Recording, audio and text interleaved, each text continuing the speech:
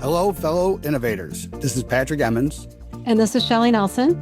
Welcome to the Innovation and the Digital Enterprise Podcast, where we interview successful visionaries and leaders and give you an insight into how they drive and support innovation within their organizations. Today's guest is Bill Himmelstein, founder and CEO of Tenant Advisory Group, Chicago's tenant-focused commercial real estate brokerage. Over the past 25 years, Bill has negotiated more than $1 billion in transactions for tech startups, professional service firms, manufacturers, and physicians. In 2017, he was recognized as one of Chicago's most influential commercial real estate brokers by Crain's and was also featured in Voyage Chicago. A CCIM designated managing broker and Crain's most influential honoree, Bill also lectures at UIC, DePaul, and Columbia College, sits on a dozen startup advisory boards, and helps develop hotel projects worth $150 million nationwide. When he isn't brokering deals, he hosts a real estate show on Advisor TV and spends time with his neuroscientist wife, Diana, and their 2 sons. Bill, welcome to the show. Well, thank you so much for having me. It's a pleasure to be here. Bill, it's great. We've known each other for years. I've always admired your style, how you do business. The amount of times on a weekly basis, somebody says to me, you know everybody in Chicago. And I say, well, you don't know Bill, right? Because Bill knows more people than anybody I know. And so I'm really excited about having you on. It's such an interesting time with real estate and what's going to happen. So really excited to have you on and share your wisdom and your experience. Before we get to that, I'd love to kind of go backwards and hear the origin story of how you got into this, the entrepreneurial leap that occurred. So what first drew you to commercial real estate and what gave you the confidence, the courage to start your own business? Well, it was really just about a series of mistakes and bad decisions that originally got me into real estate. It was me trying to pursue fame and fortune, not really the fame, but the fortune side. You know, ever since I was younger, I was very fortunate. My father was an investor in real estate, and he would take me to his properties when I was a kid, and we'd empty the washing and drying machines of the quarters, and the bag would be as big as I was. And so I thought we were rich. I said, Dad, I can't even lift this bag of quarters. So now that we're rich, what are we going to spend all this money on? My dad would take me to the bank. He said, come here, let me show you what's going to happen. He deposits the money. He says, the bank is going to pay us to hold on to this money. And each month after they've paid us, they're going to pay us on top of what they'd already paid us. So he teaches me about compounding interest. And my mind was blown. I said, boy, I need to put more money in the bank. And then he was teaching me about leverage and how he goes, you know, this building, let's say it's $200,000. Well, guess how much I had to pay for it? And I go, I don't know, $200,000. And he says, no, I only had to pay $40,000 and the bank paid the rest of it. And my mind was blown again. And he's telling me about how all the tenants are going to pay his mortgage and they're going to pay his taxes. They're going to pay his expenses.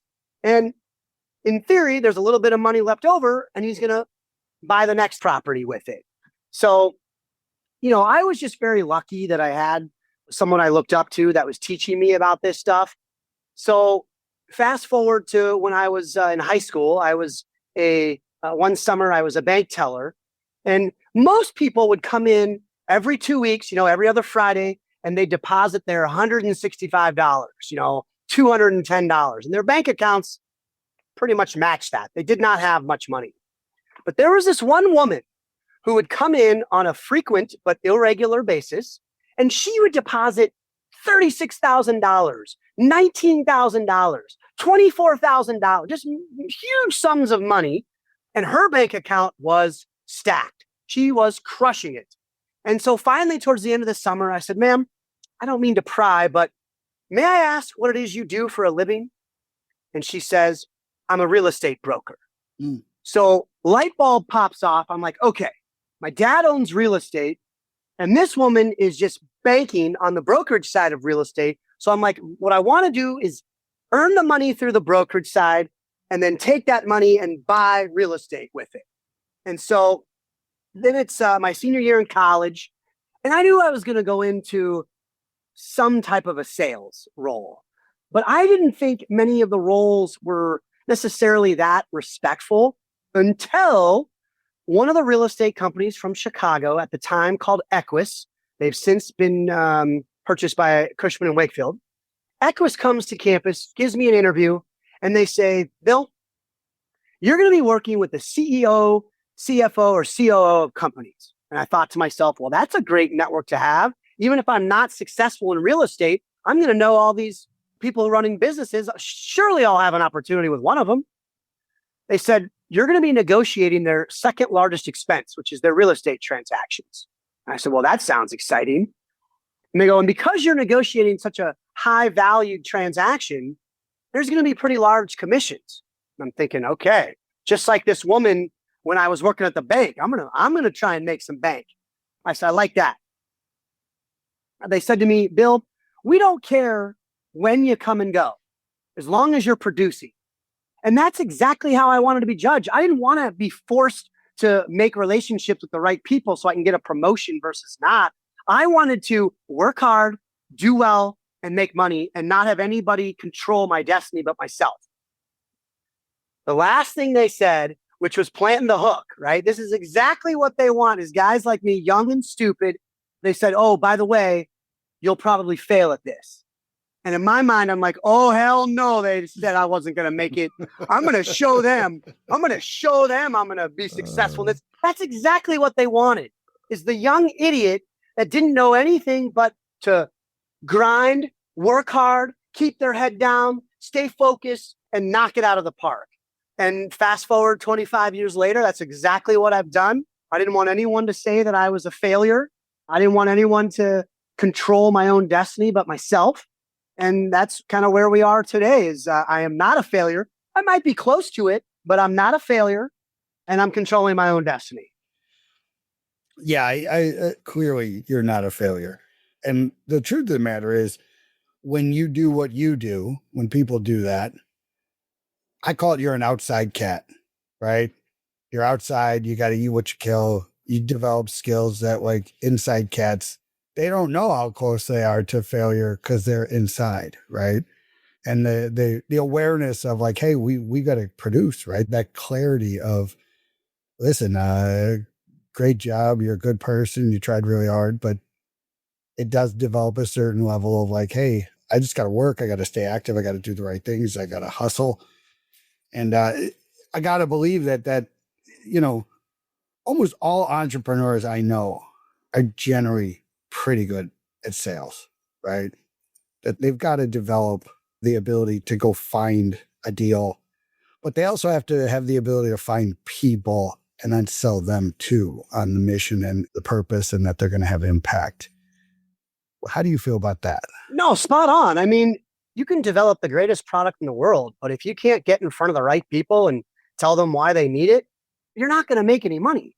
And so I'm not knocking developers. Those are obviously very difficult and highly skilled jobs, but without the ability to be an outside cat and kick the bushes and attack whatever comes running out of those bushes, I just don't think you're going to get very far. I mean, ask attorneys, right? It's a very hard lesson for an attorney to learn. They start working in the law firm and they're grinding away and working hard, and they pick their head up after 7, 8, 9 years and say, hey, I'd like to be a partner. And they go, oh, well, you've got to go out and bring in business if you want to become a partner. Totally. And so that's really, I think it's a valuable skill set.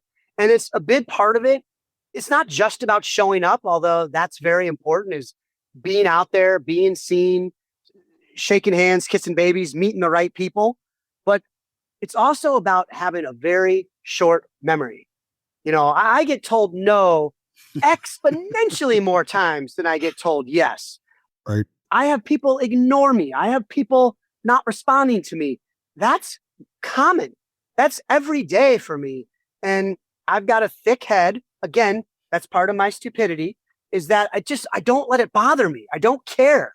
Because, you know, that old saying, every no, you're one step closer to a yes. And it might sound a little silly, but it's true. You have to have that mindset that, look, not everyone's going to like me. Not everyone's going to need me. Not everyone's going to want to work with me.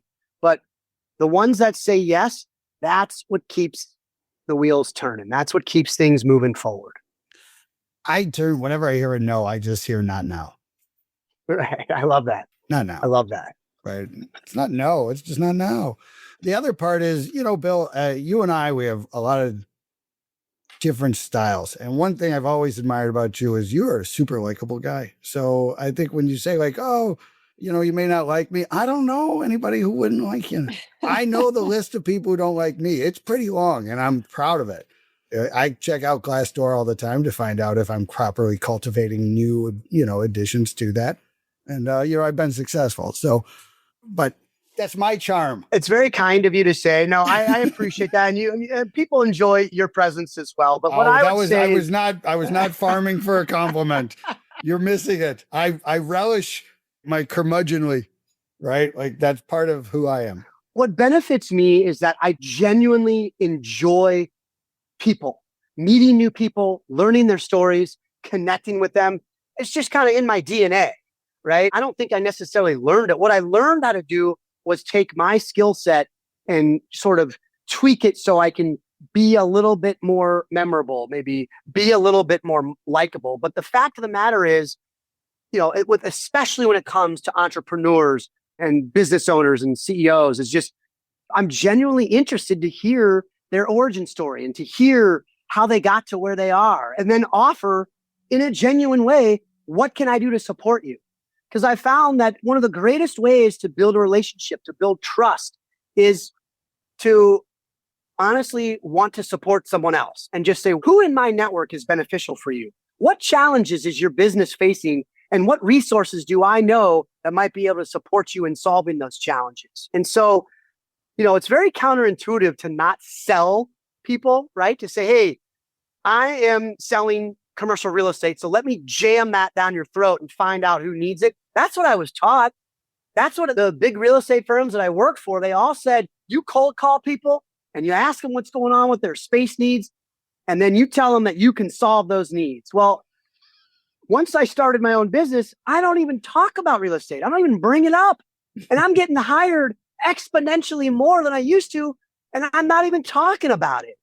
So it's just a really interesting approach to be able to just try and support others and come in there and say, how can I support the growth of your business?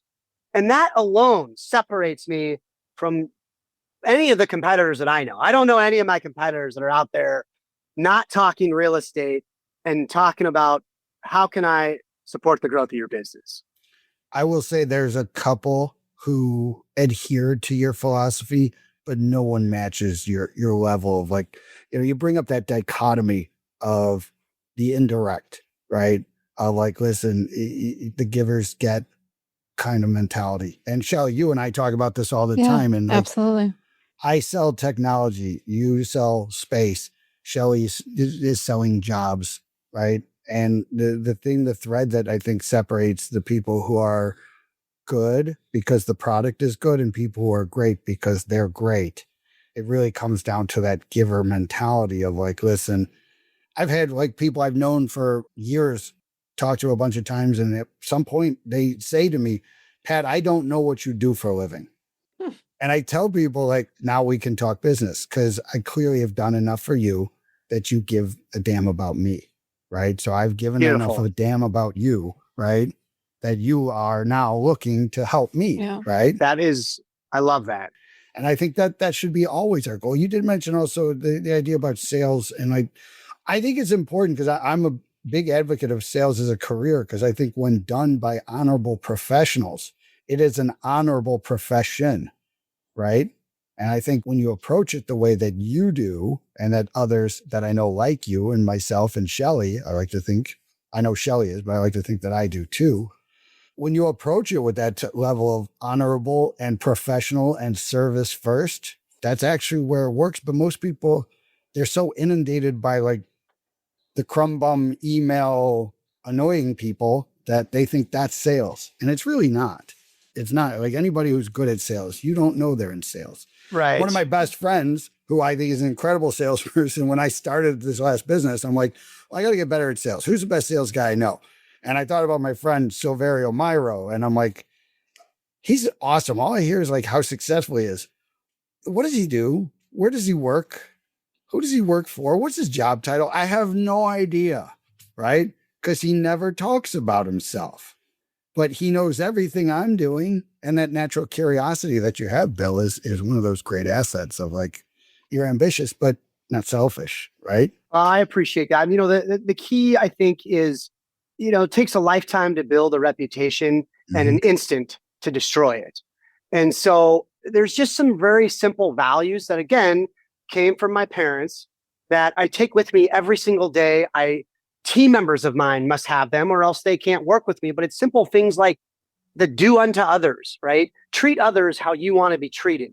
It's be honest, right? If you're honest, you never have to remember the story because you're just telling the truth. Right.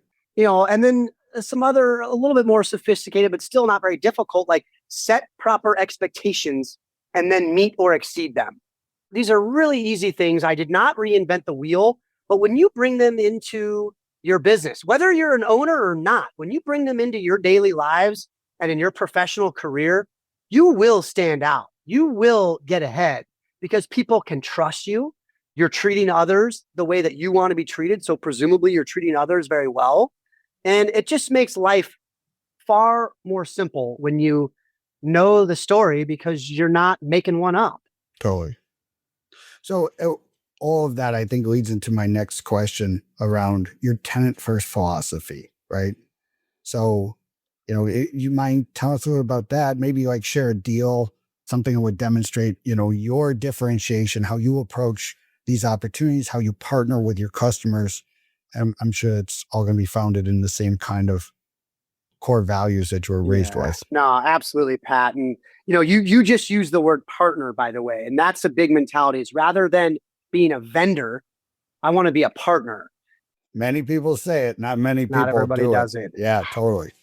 It's just simple. I'm looking at my clients as if it's my business and it's my money that I'm about to spend. It's very easy to spend OPM, right? Other people's money, but I treat it as if it's my own. And what would I do in this scenario? So a great example just happened within the last couple of weeks.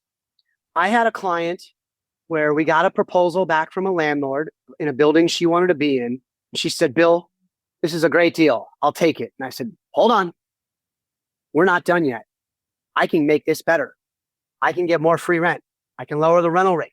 I think I can get more tenant improvement dollars. And so where 99% of the brokers and frankly, any salesperson would stop because they got the client to say yes, I knew there was more room on the deal. I knew there was more on the table that I could secure for my client. And so instead of just saying, great, I'm glad you like the deal, let's have them write it up, I said, well, let me go back one more time and see if I can get some more. And lo and behold, I was able to. And that's how you blow people out of the water, is when they're ready to accept and you say, we're not done here. I can make this better. And to me, again, I'm doing unto others. If this is my money and I'm spending it, and I think there's room on the table, I would like to secure that.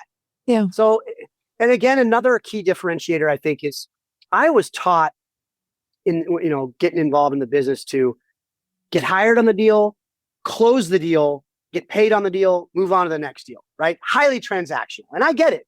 I'm in it. I only get paid when a transaction closes.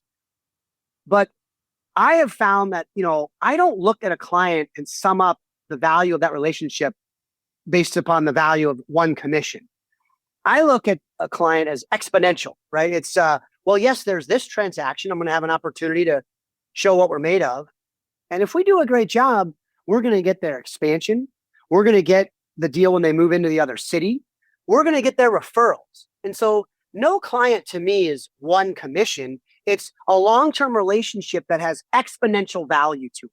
So that's how we're approaching our relationships, not as, oh, if I do this one deal, I'm going to make $30,000.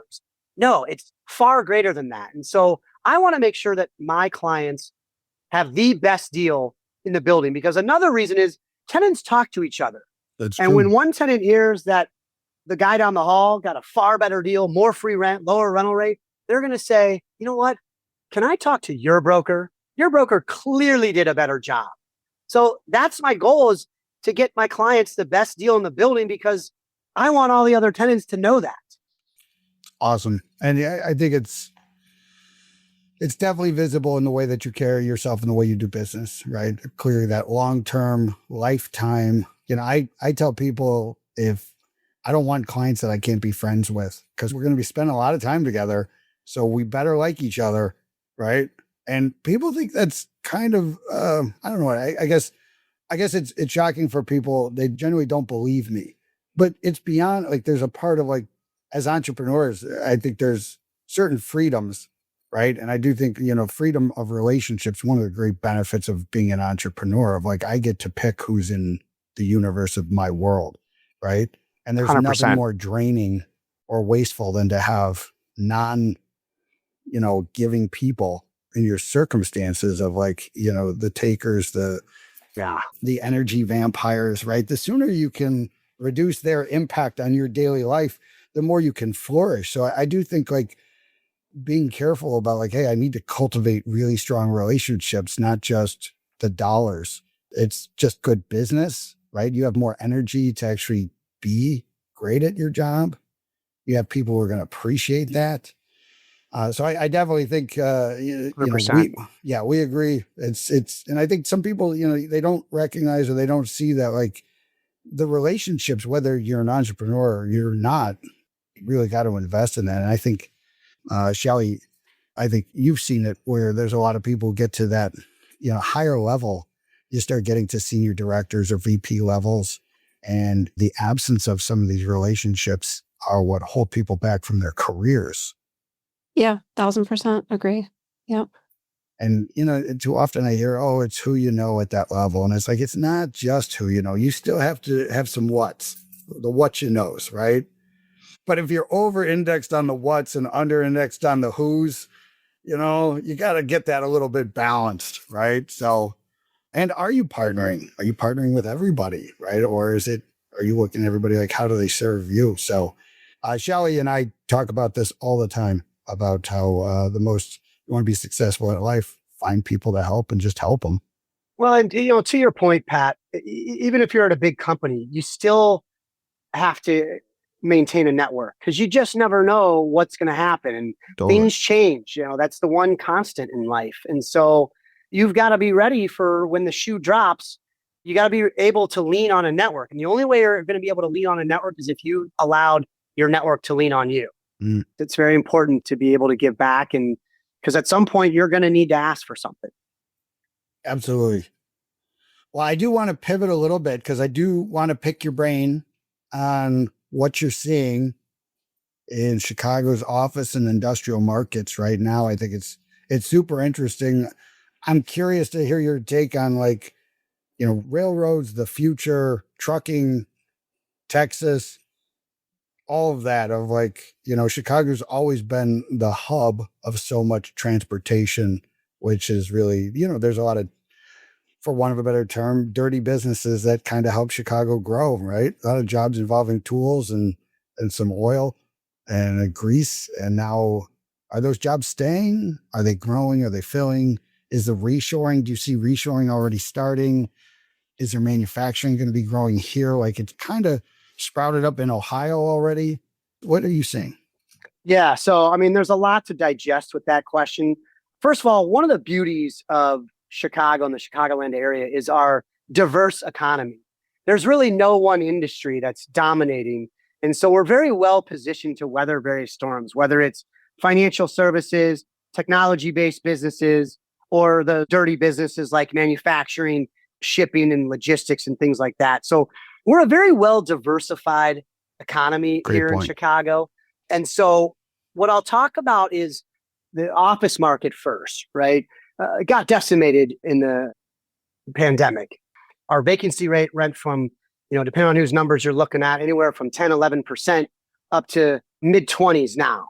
But my belief, and you can quote me on this, is that I believe that before this year is over, we will see a quarter of positive net absorption, meaning there'll be more space filled by businesses than what was left vacant. So what we're seeing right now is a very interesting dynamic. And I just a nice article in Cranes today about this, about how for the first time, I think ever in recorded history, more space came off the market, just no longer office space than was added. And that's because they're not building any space right now. There's not really a market for brand new buildings, but they are taking some old office space and converting it to other uses like residential. What we are seeing is a bit more of a push for RTO, return to the office. We're seeing companies kind of getting emboldened. I mean, it started off with Chase, JP Morgan Chase, with Amazon, with AT&T requiring their people to come back. It was fueled by the federal government requiring their people to come back to the office. So we have a much softer job market. I know the Bureau of Labor Statistics talks about a 4.2% unemployment rate. But when you look at the true unemployment rate, they count people. If you've worked 1 hour in 2 weeks, you're counted as employed. I would say you're living well below poverty if you're working 1 hour every 2 weeks. So when you look at an amount of work that keeps you above the poverty line, our unemployment rate's 24%. I mean, that's shocking, right? It's gigantic. But the government, Democrats or Republicans, they don't want you to know that.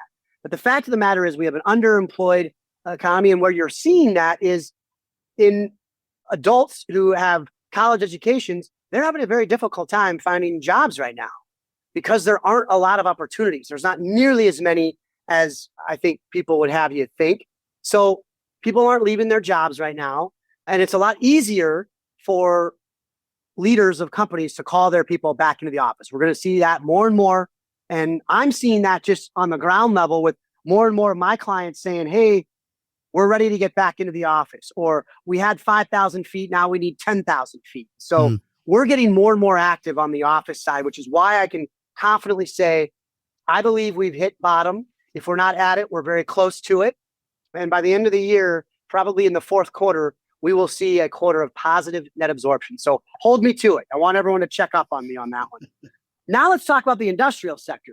We got a really interesting thing going on in the industrial sector. From the start of the pandemic, as you mentioned, you used the word reshoring. There has been a lot of that happening. There has been more companies wanting to have their warehouses here rather than in China. The industrial market has had an incredibly low vacancy rate.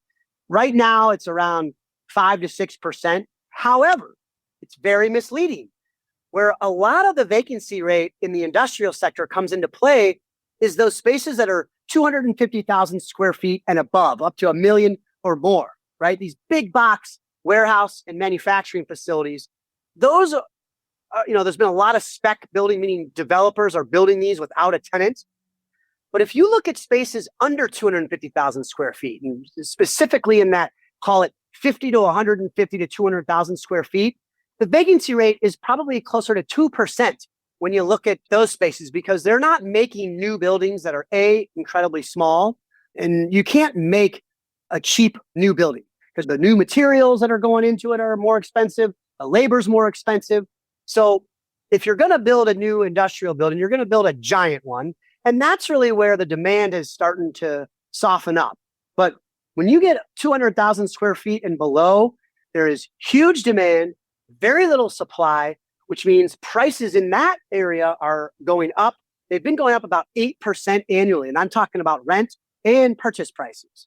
So that's a really tough, the vast majority of businesses are not Amazon, Kimberly-Clark, Procter & Gamble, right? They're mom and pops that have 1, maybe 2 locations, and they need 50 to 150,000 square feet. Those are the businesses that we represent. And there is very little supply, very high demand. So it's been an interesting, if you just read the numbers and read the story, it's, well, there's a 6% vacancy, so things are softening up. Well, but when you take the market and kind of slice it in two, you've got 2 totally different market segments that are performing very, very differently. Well, it makes sense. I mean, you do see especially when you get into like the data centers and things like that, there's that new one right off of the tri-state where I'm like, look at all the refrigerators on the roof, right? All the air conditioning units. And I know Shelli's one of the businesses in your portfolio actually manufactures those refrigerators, the are they air conditioners? What do you call them? Air conditioners? HVAC. And yeah, we've HVAC, got a yeah. data center cooling business. Yeah. It's massive and they're growing fast, aren't they? Yes. Incredibly fast. Yeah. With AI is going to, and not to mention just things like social media. Everybody's taking pictures, saving pictures, posting a bunch of hogwash. I'm guilty of that as well. But that requires server space. And then you pile on AI on top of that, and that requires exponentially more server space. So that is going to be, I think, one of the hottest markets going forward is that data center space. It's already happening. Well, I appreciate you sharing that. I guess I'm curious, if you could share your biggest entrepreneurial lesson with our audience, right? So what is if you were going to talk to yourself 25 years ago when, brave or stupid, whichever one it was, right? You're like, you know what, I'm going to do this, right? What's the thing you've learned the most? Not that you would have listened to yourself then, because that wouldn't have helped, right? Right. I wouldn't have listened to me. I wouldn't have. What do you know? You just didn't try hard enough. That's your problem. Well, what is that? What's your biggest lesson learned? There's two things. Number one is an Abraham Lincoln quote about the best way to predict the future is to create it, right? That's what entrepreneurs do, is they see the future and then they work every single day to make that future happen. And the biggest piece of advice that I would give my younger self is treat your time as if it's valuable, right? When you're younger, you got all the time in the world. You don't have a family yet. And so all you have is time. But what I would say is treat your time as if it's valuable, meaning, should I be meeting with this person? Will this benefit me in the future? Should I take this meeting? Should I go to this event? Should I be doing this? Should I take this client on? Whatever it is, if you treat your time as if it's valuable, then I think you're just going to end up being incredibly more productive. You're going to weed out a lot of the noise. I can't tell you, and I hope none of you are married to or best friends with attorneys, but I can't tell you how much time I spent wasting trying to network with attorneys. I've got over 500 attorneys, and 99% of them have been entirely useless, incredibly useless. And so, my gosh, if I could go back and get all the time that I wasted on trying to get attorneys to refer me business, gosh, how much more money would I have made and how much more successful would I be? So my point is, take your time as if it means something. And don't be an attorney. No, you can be an attorney. That's fine. Just don't meet with attorneys because they're not going to do anything for you. That's true. It's true. I think if you could draw the opposite of an entrepreneur is in fact an attorney. You bill by the hour, right? There are some entrepreneurial attorneys out there. I have a handful of attorneys that I've enjoyed building a career with. But the vast majority of attorneys, they're billing by the hour. That's their entire life. And when they get a client, that's all they have. And so the last thing they want to do is introduce a variable to that client, AKA make an introduction to them. Right. Whereas I look as an opportunity to make an introduction as benefiting both sides of that introduction. Right. I'm doing both of those people a favor by putting them together. And it's not just attorneys, it's anybody, right? But you got to find the right people that find value in making connections for others and that work with similar clients as you and that are open to actually opening doors, right? Not everybody understands the value of connections. And I just wish that I would have known that lesson a long time ago. I'd be in a far better place than I am today. And I would know exponentially fewer attorneys and I'd be better off for it. Well, I also think one of the things that you do incredibly well is that if you want to be introduced to people, be introducible, right? That's part of it. Right? Be somebody people would like to meet with. That's such a good point too, because I'll ask somebody, and I will ask, I'll say, hey, I see you're connected to so-and-so. Would you mind making the introduction? And they go, well, I don't think they have a real estate deal coming up. And my response is, you didn't have a real estate deal coming up and I've been valuable to you, have I not? Yeah. And they're like, well, I guess he has introduced me to some potential clients and he's brought me to these great events. And yeah, you've been worth knowing. I'm like, then don't worry about their real estate. Totally. Introduce me as somebody worth knowing and I'll take it from there. But you're absolutely right. I mean, it's just, you do have to be able to bring value to the table, whether it's, you said the price of admission is being great at what you do. And then the next step is bringing value to the table outside of what you do. And I hope I've proven myself as being very competent at that. And so, I get that, especially from attorneys. Well, Bill, my client hasn't said they've wanted to meet a real estate broker. Yeah. And they're never going to tell you that they want to meet a real estate broker. But have you met the other real estate brokers? Right. I'm Bill. Right. Like, I think all you got to say is like, do they like going to Cubs games? Do they want to meet some other cool people? Right. Do they want to meet new clients? Totally. That's why you put people in front of me, is because the goal is for me to introduce them to other clients. That's what my goal is. And so, I just got introduced to an attorney today who goes, "Oh, Bill, we're working with a broker." I said, "Great. That's not what I want to talk to you about. I want to talk to you about, the things that I'm doing that can put you in great opportunities to meet potential clients. Is that something you're interested in?" Haven't heard back from him yet, but it's an attorney. So what do you expect? I mean, what's their billing rate? I mean, you might be able to buy some time from them, right? Like, right. I'll take 1 hour, please. I'll take 43 seconds. So, but yeah, awesome. Bill, thank you so much for being on the show. My pleasure. If you don't know Bill, reach out. Honestly, he is without a doubt one of the most genuine, connected, right? It's amazing how people misunderstand success, where they think successful people are these bad, mean, evil people, where it's like successful people are generally the nicest people. That's how they got there, right? I appreciate you saying that. It's very nice. No, this was a great opportunity. I appreciate the chance to be on the show. So looking forward to sharing this out with my network. Awesome. We appreciate you being on the show. We also want to thank our listeners. We appreciate everyone joining us. And if you'd like to receive new episodes as they're published, you can subscribe by visiting our website at dragonspears.com/podcast, or find us on iTunes, Spotify, or wherever you get your podcasts. This episode was sponsored by Dragon Spears and produced by Dante32.